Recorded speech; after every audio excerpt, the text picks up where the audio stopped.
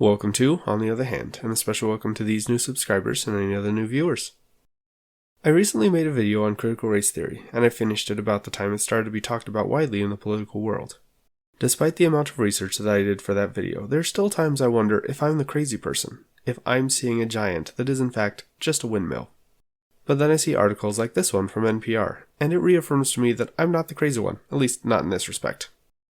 This section of the article says, nearly half of the speakers of the Republican News Conference in May invoked Martin Luther King Jr. expressing their desire to be judged, quote, by the content of the character, not by the color of their skin.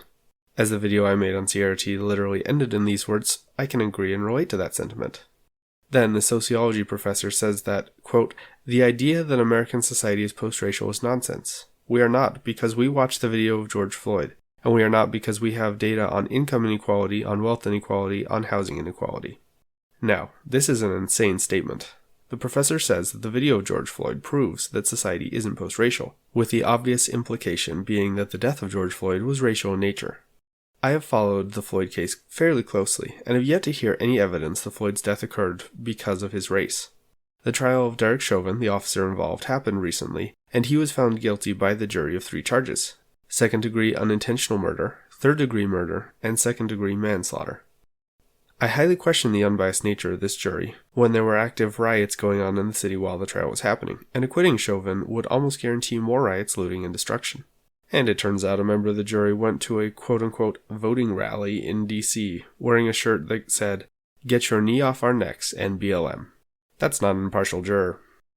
But those facts aside, to my knowledge, there was not a single piece of evidence presented by the prosecution in that trial to show that Floyd's death was racially motivated in any way.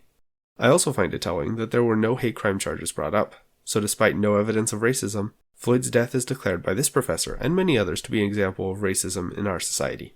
Why? Because of the color of the skin of the victim and the color of the skin of the law enforcement officer. This is what drives me nuts about systemic racism and this professor's answer. He cites unequal outcomes as being a product of racism, and a trial where no racism was alleged also as an example of racism. According to the people who argue for this view of systemic racism, something can contribute to systemic racism without any individual being biased. So if something bad happens to a member of a racial minority because of racism, it's considered evidence of systemic racism. That's fair enough.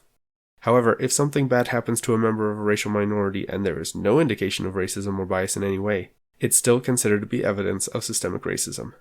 This unfalsifiable thesis means that as long as bad things happen to people, they will claim it is evidence of systemic racism. As I've said before, I don't think what happened to Floyd was right, and I think sometimes bigotry plays a role in unequal outcomes. But to cite unequal outcomes or a tragedy as racism based solely on the color of people's skin is crazy. Racism is always a tragedy, but not all tragedies are racist. As always, thanks, and hope you enjoyed. And if you did, consider subscribing and hitting the bell so you'll get notified for new uploads.